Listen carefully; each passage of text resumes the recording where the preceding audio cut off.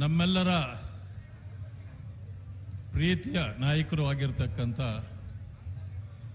ಮಾನ್ಯ ಅಶೋಕ್ ಜಿ ಅವರೇ, ಗೋವಿಂದ ಕಾರಜೋಳ ಜಿ ಅವರೇ, ಒಡೆಯರ್ ಅವರೇ, PC ಮೋಹನ್ ಅವರೇ, ಶ್ರೀರಾಮುಲು ಅವರೇ, ಪ್ರತಾಪ್ ಅವರೇ, ಸಭೆಯಲ್ಲಿ ಈ ವೇದಿಕೆಯಲ್ಲಿರ್ತಕ್ಕಂಥ ಎಲ್ಲ ಮುಖಂಡ ಮಹಿಳೆಯರೇ,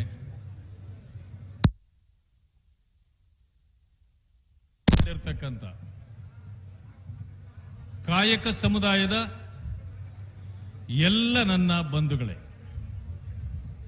ಪ್ರಥಮವಾಗಿ ಇವತ್ತಿನ ಈ ಸಭೆಯಲ್ಲಿ ಪಾಲ್ಗೊಂಡಿರ್ತಕ್ಕಂಥ ಎಲ್ಲರಿಗೂ ನಾನು ಈ ಬೆಳಗಿನ ಗೌರವಗಳನ್ನು ಸಲ್ಲಿಸ್ತಾ ಒಂದೆರಡು ಮಾತುಗಳನ್ನು ಮಾತ್ರ ನಾನು ತಮ್ಮಲ್ಲಿ ಹಂಚಿಕೊಳ್ಳಲಿಕ್ಕೆ ಪ್ರಯತ್ನ ಮಾಡ್ತೇನೆ. ಮಾನ್ಯ ಬಂಧುಗಳೇ, ಮೈಸೂರು ಅಂದ್ರೆ ಸಾಂಸ್ಕೃತಿಕ ನಗರ. ಮೈಸೂರು ಇವತ್ತು ಕರ್ನಾಟಕಕ್ಕೆ ಮೆರುಗು ಕೊಟ್ಟ ನಗರ. ನಾವು ಹೆಮ್ಮೆಯಿಂದ ಹೇಳಿಕೊಳ್ಳಬಹುದು, ಈ ಮೈಸೂರು ಪ್ರಾಂತ್ಯ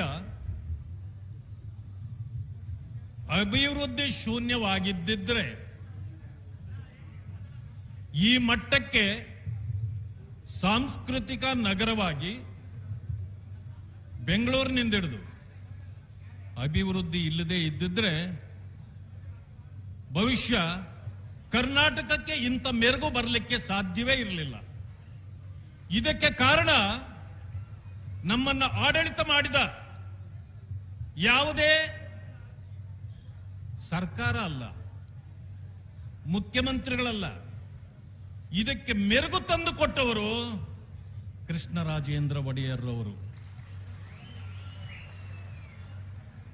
ಆ ಕುಟುಂಬವನ್ನ ನಾವು ಎಂದಿಗೂ ಮರೆಯುವಂತಿಲ್ಲ.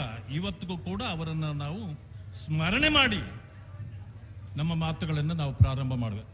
ಇಲ್ಲಿ ಯಾರು ಮಾತಾಡ್ತಾ ಇದ್ದಾರೆ? ಇಲ್ಲಿ ಯಾರು ಮಾತಾಡಬಾರ್ದು, ದಯವಿಟ್ಟು ಇಲ್ಲಿ ಯಾರು ಮಾತಾಡಬಾರ್ದು.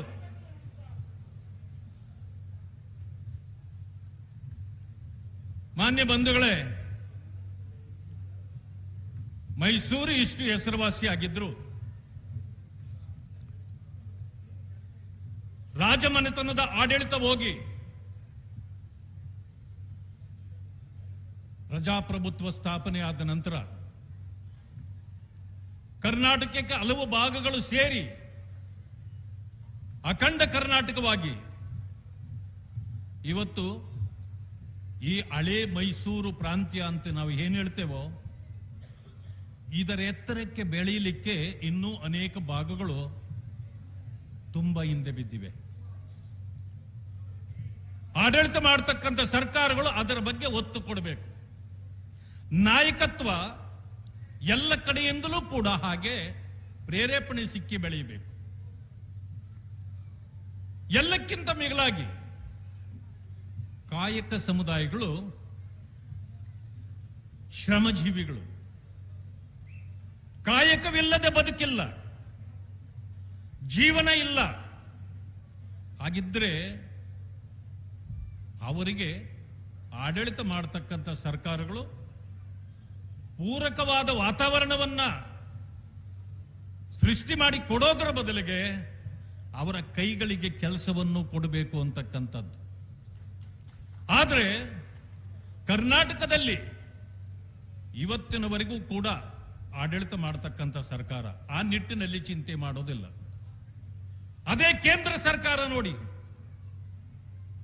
ಕಾಯಕ ಸಮುದಾಯಗಳಿಗೆ ವಿಶೇಷವಾದ ಯೋಜನೆಗಳನ್ನು ರೂಪಿಸಿ ಅವರ ಬದುಕಿಗೆ ಉತ್ತೇಜನ ನೀಡತಕ್ಕಂಥ, ಅವರನ್ನ ಎಲ್ಲರಂತೆ ಮೇಲೆತ್ತಬೇಕು ಅಂತಕ್ಕಂಥ ಕಾರ್ಯಕ್ರಮಗಳನ್ನು ಕೊಟ್ಟು ಮಾನ್ಯ ಮೋದಿಜಿಯವರು ಇವತ್ತಿನ ದಿವಸ ಕಾಯಕ ಸಮುದಾಯಗಳನ್ನ ನನ್ನ ಸಮುದಾಯ ಅನ್ನುವ ರೀತಿಯಲ್ಲಿ ಇವತ್ತು ಪ್ರೇರೇಪಣೆ ಕೊಡ್ತಾ ಇದ್ದಾರೆ. ಬರೀ ಭಾಷಣ ಮಾಡಿದ್ರೆ ಜನರ ಸಮಸ್ಯೆ ತೀರೋದಿಲ್ಲ.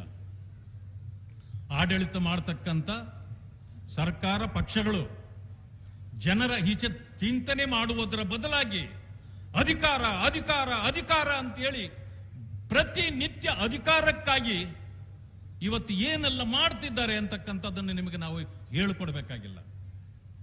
ಆದ್ರೆ ಕಾಯಕ ಸಮುದಾಯ ಅಂತಂದ್ರೆ ಯಾವುದು? ಬಹು ವಿಚಾರವನ್ನ ಕೇಳಿದ್ದು ಇತ್ತೀಚೆಗೆ ನಾವು. ಒಂದು ಪದ ಯಾವುದು ಅಂದ್ರೆ ಅಹಿಂದ. ಅಹಿಂದ ಅಂದ್ರೆ ಕಾಯಕ ಸಮುದಾಯಗಳು ಅದಕ್ಕೆ ಸಂಬಂಧ ಇಲ್ವಾ? ಅಹಿಂದ ಹೆಸರನ್ನ ಮಾತ್ರ ಬಳಕೆ ಮಾಡಿ ಅಧಿಕಾರನ್ನ ಹಿಡಿದವರು ಈ ಕಾಯಕ ಸಮುದಾಯಗಳನ್ನು ನಿರ್ಲಕ್ಷ್ಯ ಮಾಡಿದ್ದಾರೆ. ಕಾಯಕ ಸಮುದಾಯಗಳು ಅಹಿಂದ ಒಳಗಡೆ ಇದ್ರೂ ಕೂಡ ಅವರನ್ನ ಪರಿಗಣಿಸಿಲ್ಲ. ಯಾರು ಅಹಿಂದ ಜಪ ಮಾಡಿದ್ರೋ ಅಧಿಕಾರ ಉಂಡಿದ್ದು ಆಯ್ತು, ಕೊಂಡು ಹೋಗಿದ್ದು ಆಯ್ತು. ಆದ್ರೆ ಈ ಅಹಿಂದದಲ್ಲಿ ಸಣ್ಣ ಸಣ್ಣ ಜಾತಿಗಳು ಇವತ್ತವರನ್ನ ಗುರುತಿಸುವಲ್ಲಿ ಅಹಿಂದ ಸಂಪೂರ್ಣವಾಗಿ ಇವತ್ತು ಫೇಲ್ ಆಗಿದೆ. ಆಡಳಿತ ಮಾಡತಕ್ಕಂಥ ಕಾಂಗ್ರೆಸ್ ಪಕ್ಷವೂ ಕೂಡ ಅಥವಾ ಸರ್ಕಾರವೂ ಕೂಡ ಇದರಲ್ಲಿ ಸಂಪೂರ್ಣವಾಗಿ ಈ ಸಮುದಾಯಗಳನ್ನು ತಿರಸ್ಕಾರ ಮಾಡಿವೆ. ನೀವು ಅವಲೋಕನ ಮಾಡಿ ಯಾವ ಯಾವ ಸಂದರ್ಭದಲ್ಲಿ ಹೇಗಾಗಿದೆ ಅಂತ. ನಾನಿವತ್ತು ಹೆಚ್ಚು ಸಮಯ ತೆಗೆದುಕೊಳ್ಳಕ್ಕೆ ಹೋಗುವುದಿಲ್ಲ. ಆದ್ರೆ ಇವತ್ತು ಈ ಕಾಯಕ ಸಮುದಾಯಗಳನ್ನು ಗುರುತಿಸಿ ಭಾರತೀಯ ಜನತಾ ಪಕ್ಷ ಮತ್ತು ನಾಯಕತ್ವ ಅಧ್ಯಕ್ಷರಾಗಿರ್ತಕ್ಕಂಥ ವಿಜಯೇಂದ್ರ ಅವರು ಇರಬಹುದು, ಅಶೋಕ್ ಜಿ ಅವರು ಇರಬಹುದು, ಉಳಿದ ಮುಖಂಡರುಗಳೆಲ್ಲರೂ ಕಾಯಕ ಸಮುದಾಯಕ್ಕೆ ಹೆಚ್ಚಿನ ಒತ್ತು ಕೊಡಬೇಕು, ಸಣ್ಣ ಸಮುದಾಯಗಳನ್ನು ಗುರುತಿಸಬೇಕು. ಅವರನ್ನು ನಿರ್ಲಕ್ಷ್ಯಕ್ಕೆ ಒಳಪಡಿಸಲಾಗಿದೆ. ಇಂಥ ಕಾಂಗ್ರೆಸ್ ಸಂಸ್ಕೃತಿ ನಮಗೆ ಬೇಡ ಅನ್ನೋ ಕಾರಣದಿಂದಲೇ ಮಾನ್ಯ ರಘು ಕೌಟಿಲ್ಯ ಅವರನ್ನ ಇವತ್ತು MLC ಮಾಡಿದ್ದು. ನೀವು ಯೋಚನೆ ಮಾಡಿ, ಇಂತಹ ಸಣ್ಣ ಸಮುದಾಯವೊಂದರಲ್ಲಿ ಎಷ್ಟು ಜನರನ್ನ ಯಾವ ಬೇರೆ ಬೇರೆ ಪಕ್ಷಗಳು ಗುರುತಿಸಿವೆ? ಇಲ್ಲ. ನಮ್ಮಲ್ಲಿ ಎಂತೆಂತ ಸಮುದಾಯಗಳನ್ನು ಗುರುತಿಸಿದ್ದಾರೆ ಅಂದ್ರೆ ಕಾಡಿನಲ್ಲಿರೋರನ್ನು ಕರ್ಕೊಂಡು ಬಂದು MLC ಮಾಡಿದ್ದು ನಮ್ಮ ಪಕ್ಷ. ಇದಕ್ಕೆ ಸಾಟಿ ಇಲ್ಲ. ಆ ರೀತಿ ಇವತ್ತು ಜನಮನದಲ್ಲಿ ಉಳಿದಿರ್ತಕ್ಕಂಥ ಒಬ್ಬ ವ್ಯಕ್ತಿ ಕಾಯಕ ಸಮುದಾಯಗಳನ್ನು ಕಟ್ಟಿಕೊಂಡು ಇಡೀ ರಾಜ್ಯಾದ್ಯಂತ ಹೋರಾಟವನ್ನು ಮಾಡಿದ ವ್ಯಕ್ತಿ, ಹಲವಾರು ವರ್ಷಗಳಿಂದ ರಾಜಕೀಯದಲ್ಲಿ ಇದ್ರೂ ಕೂಡ ರಾಜಕೀಯದಲ್ಲಿ ತಿರಸ್ಕಾರಗೊಂಡ ಒಬ್ಬ ವ್ಯಕ್ತಿ,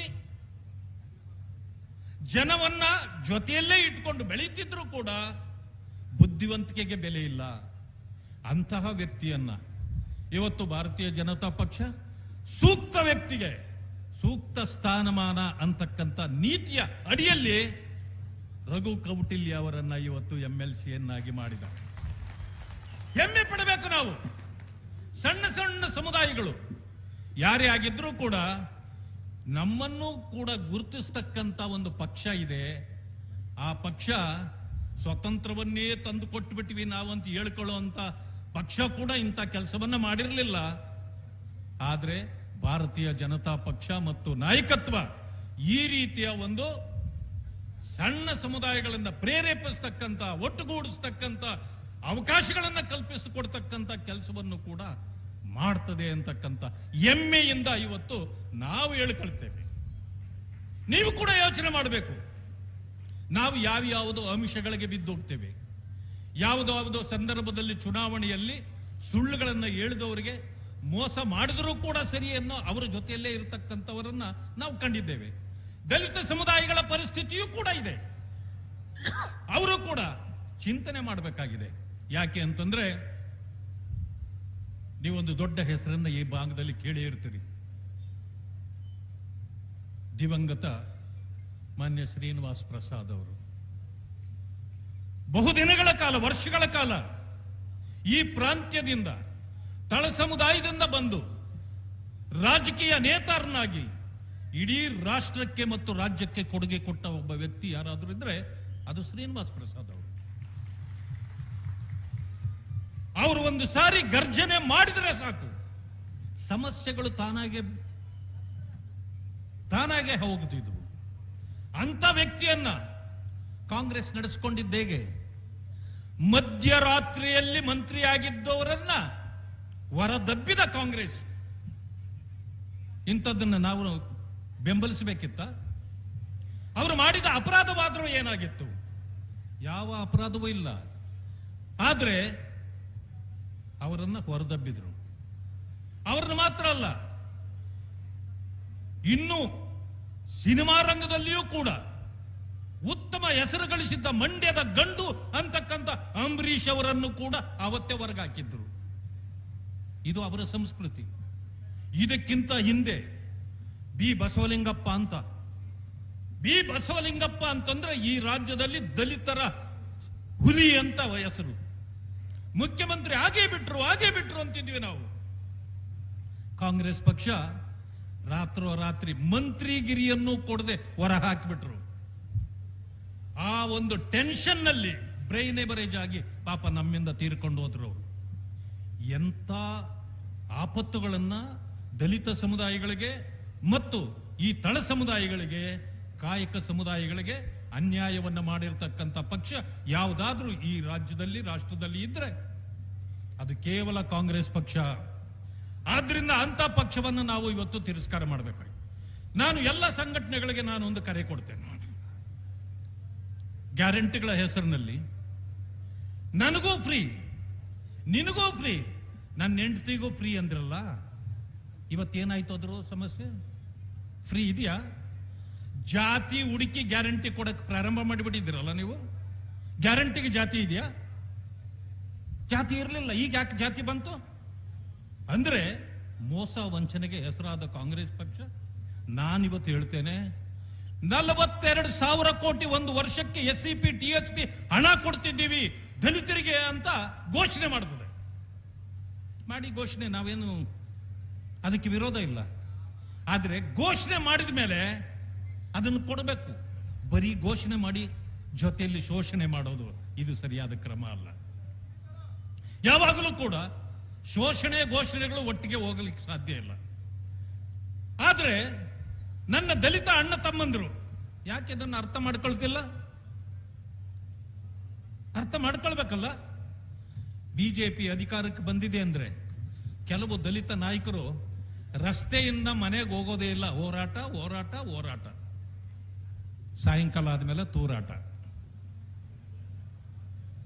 ಬೆಳಗ್ಗೆಯಿಂದ ಹೋರಾಟ 5-6 ಗಂಟೆವರೆಗೆ, ಆಮೇಲೆ ತೂರಾಟ. ಯಾಕಂದ್ರೆ ಅವ್ರಿಗೆ ಯಾರು ಹೇಳ್ಕೊಟ್ಟಿರ್ತಾರೋ ಅವರು ತೂರಾಟ ಮಾಡಿಸ್ತಾರೆ ಅವ್ರ ಕೈಲಿ.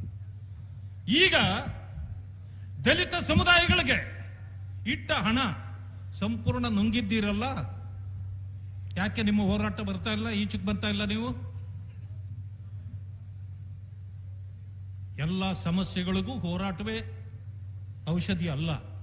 ಆದ್ರೆ ಯಾರು ನಮ್ಮ ಸಮುದಾಯಗಳಿಗೆ ಸಹಕಾರಿಯಾಗಿ ನಿಲ್ತಾರೆ, ನಮಗೆ ಸಮಸ್ಯೆಗಳನ್ನು ಪರಿಹಾರ ಮಾಡ್ತಾರೆ, ಅನುಕೂಲಗಳನ್ನು ಕಲ್ಪಿಸಿಕೊಡ್ತಾರೆ, ಅವರ ಪರವಾಗಿ ನಾವು ನಿಲ್ಲಬೇಕು. ಯಾರೇ ಅನ್ಯಾಯ ಮಾಡ್ತಾರೆ ಅವರ ವಿರುದ್ಧ ಹೋರಾಟ ಮಾಡಬೇಕು, ಸರಿ. ಆದರೆ ಈ ನಡುವೆ ಅಂತಹ ರೀತಿಯ ಚಟುವಟಿಕೆಗಳು ನಡೀತಾ ಇಲ್ಲ. ಯಾವುದೋ ಪ್ಯಾಕೇಜ್ಗೆ ಗಂಟು ಬಿದ್ದು ನಾವು ಚಳುವಳಿ ಮಾಡ್ತಕ್ಕಂಥದ್ದು ಸರಿಯಲ್ಲ. ಇದು ಈಗ ತಾನೇ ಶುರುವಾಗ್ತಾ ಇದೆ. ಜನಜಾಗೃತಿ ಸಮಾವೇಶಗಳು ಈಗ ಶುರುವಾಗ್ತಾ ಇವೆ. 3 ವರ್ಷ ಎಲ್ಲೋಗಿತ್ತು ಈ ಸಮಾವೇಶಗಳು? ಈಗ ಶುರುವಾಗ್ತಾ ಇವೆಲ್ಲ. ಯಾಕೆ ಬಿಜೆಪಿ ಹತ್ರಕ್ಕೆ ಬಂದಿದೆಯಂತಲ್ಲ? ಯಾರು ಏನೇ ಹೇಳಿ ಈ ವೇದಿಕೆಯಿಂದ ನಾನು ಇವತ್ತು ಹೇಳಿ ಹೋಗ್ತಾರೆ, ಇನ್ನ ಕೇವಲ 21, 22 ತಿಂಗಳು ಮಾತ್ರ ಉಳಿದಿದೆ ಚುನಾವಣೆಗೆ. ಚುನಾವಣೆ ಬರಲಿ, ಭಾರತೀಯ ಜನತಾ ಪಕ್ಷಕ್ಕೆ ಅಧಿಕಾರಕ್ಕೆ ಬರೋದನ್ನ ಯಾರೂ ಕೂಡ ತಡೆಯಲಿಕ್ಕಾಗಲ್ಲ. ಸರ್ಕಾರ ಬಂದೇ ಬರ್ತದೆ. ತಳ ಸಮುದಾಯಗಳು, ಪರಿಶಿಷ್ಟ ಜಾತಿ ವರ್ಗಗಳು ಏನು ಅಹಿಂದ ಅಂತ ಹೇಳಿ ನೀವು ವಂಚನೆ ಮಾಡಿ ಇವರೆಲ್ಲರನ್ನೂ ಬದಿಗಿಟ್ಟಿದ್ದೀರಿ. ಇವರನ್ನೆಲ್ಲರನ್ನೂ ತೆಗೆದುಕೊಂಡು ಅವರ ಜೊತೆಯಲ್ಲಿ ಸರ್ಕಾರ ಮಾಡಿ ಈ ಬಡ ಜನರ ಸಮಸ್ಯೆಗಳನ್ನು ಪರಿಹಾರ ಮಾಡಲಿಕ್ಕೆ ನಮ್ಮ ಪಕ್ಷ ಮತ್ತು ನಾಯಕತ್ವ ಯಾವಾಗಲೂ ಕೂಡ ಬದ್ಧವಾಗಿದೆ ಮತ್ತು ಸಿದ್ಧವಾಗಿದೆ. ಆ ಕಾರಣದಿಂದ ನಾನು ಹೆಚ್ಚು ಸಮಯವನ್ನು ತೆಗೆದುಕೊಳ್ಳಲಾರದೆ ಇವತ್ತು ಅನೇಕರು ಮಾತಾಡಲಿಕ್ಕಿದೆ. ಆ ಕಾರಣದಿಂದ ಏನು ರಘು ಕೌಟಿಲ್ಯ ಅವರು ಇವತ್ತು ನನ್ನ ಜೊತೆಗೆ ಕರ್ಕೊಂಡು ಹೋಗ್ತಾ ಇದ್ದೇನೆ. ಹಂಗಂದ್ರೆ ಅರ್ಥ ನನ್ನ ಮನೆಗಲ್ಲ, ಹಾಗಂದ್ರೆ ಮೇಲ್ಮನೆಯ ವಿಪಕ್ಷ ನಾಯಕನಾಗಿ ಇವತ್ತು ಒಬ್ಬ ಉತ್ತಮ ವಾಗ್ಮಿ, ಕಮಿಟ್ಮೆಂಟ್ ಇರ್ತಕ್ಕಂಥವ್ರು. ಈ ಸಣ್ಣ ಸಣ್ಣ ಸಮುದಾಯಗಳನ್ನು ನಾನು ಜೋಡಿಸಬೇಕು. ಈ ರಾಜ್ಯದಲ್ಲಿ ದೊಡ್ಡ ದೊಡ್ಡ ಸಮುದಾಯಗಳಿವೆ, ನಾವು ಅವರ ಜೊತೆಲಿ ಕಾಂಪೀಟ್ ಮಾಡೋಕ್ಕಾಗಲ್ಲ. ಆದರೆ ನಮ್ಮ ಸಮಸ್ಯೆಗಳು ಹಲವಾರು. ಈ ಜನರನ್ನ ಒಟ್ಟುಗೂಡಿಸಿ ಅವರಿಗೆ ನೆಲೆಯಾಗುವಂತ ಕೆಲಸವನ್ನು ನಾವು ಮಾಡಬೇಕು ಅಂತೇಳಿ ಏನು ರಘು ಕೌಟಿಲ್ಯ ಅವರು ಹೊರಟಿದ್ದಾರೋ ಅವರ ಜೊತೆಯಲ್ಲಿ ನಾವಿದ್ದೇವೆ. ಇವತ್ತಿನ ದಿವಸ ನನ್ನ ಪಕ್ಷ ಅವರ ಸೇವೆಯನ್ನ ಮತ್ತು ಅವರ ವ್ಯಕ್ತಿತ್ವವನ್ನು ಗುರಿಸಿ ಏನು ನಮ್ಮ ಪಕ್ಷದ ಮುಖಂಡರುಗಳು ತೀರ್ಮಾನ ಮಾಡಿ ಅವರನ್ನ ಒಬ್ಬ ಶಾಸಕನನ್ನಾಗಿ ಮಾಡಿದ್ದಾರೋ, ಅವರು ಇನ್ನು ಮುಂದೆ ನಾನು ಮತ್ತು ಅವರು ಇನ್ನು ಉಳಿದವರು ಎಲ್ಲರೂ ಸೇರಿ ಈ ಜನ ಸಮುದಾಯಗಳ ಪರವಾಗಿ ನಾವು ಸದನದಲ್ಲಿ ಸದ್ದು ಮಾಡುವವರಿದ್ದೇವೆ. ಆ ಕಾರಣಕ್ಕೆ ನಾನು ಹೇಳಿದ್ದು ಅವರನ್ನು ನನ್ನೊಟ್ಟಿಗೆ ನಾನು ಕರ್ಕೊಂಡು ಹೋಗ್ತಾ ಇದ್ದೇನೆ ಅಂತೇಳಿ. ನಿಮ್ಮೆಲ್ಲರ ಸಹಕಾರ, ಆಶೀರ್ವಾದ ಹೀಗೆ ಅವರು ಮತ್ತು ನಮ್ಮ ಪಕ್ಷದ ಮೇಲೆ ಇರಲಿ. ಮುಂದಿನ ದಿನಗಳು ಇನ್ನು ಸುಗಮವಾಗಿ ಈ ಒಂದು ಆಡಳಿತವನ್ನು ಮಾಡತಕ್ಕಂಥದ್ದು ಮತ್ತು ನಿಮ್ಮನ್ನ ಮತ್ತಷ್ಟು ಉತ್ತೇಜಿಸಿ ನಮ್ಮ ಜೊತೆಯಲ್ಲಿ ಗೌರವದಿಂದ ಕರ್ಕೊಂಡು ಹೋಗ್ತಕ್ಕಂಥ ಕೆಲಸವನ್ನ ನಾವು ಮಾಡ್ತೇವೆ ಅಂತಕ್ಕಂಥ ಆಶ್ವಾಸನೆಯನ್ನು ಕೊಟ್ಟು ಅವಕಾಶ ಕೊಟ್ಟಿದ್ದಕ್ಕೆ ತಮಗೆಲ್ಲರಿಗೂ ವಂದಿಸಿ ನನ್ನ ಮಾತುಗಳಿಗೆ ಮುಕ್ತಾಯ ಮಾಡ್ತೇನೆ. ಜೈ ಹಿಂದ್, ಜೈ ಭೀಮ್. ಚಲವದಿ ನಾರಾಯಣ ಸ್ವಾಮಿ ಅವರಿಗೆ ಧನ್ಯವಾದಗಳು. ಈಗ ಕಾಯಕ ಸಮಾಜಗಳ ಗೌರವ ಸಮರ್ಪಣೆ ಸ್ವೀಕರಿಸಬೇಕು ಅಂತೇಳಿ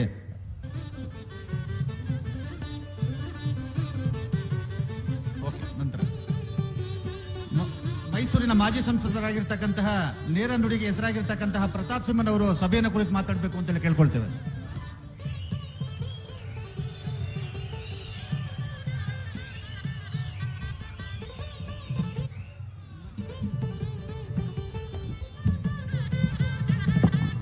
ಭಾರತ್ ಮಾತಾ ಕಿ. ನಮ್ಮ ಮೈಸೂರು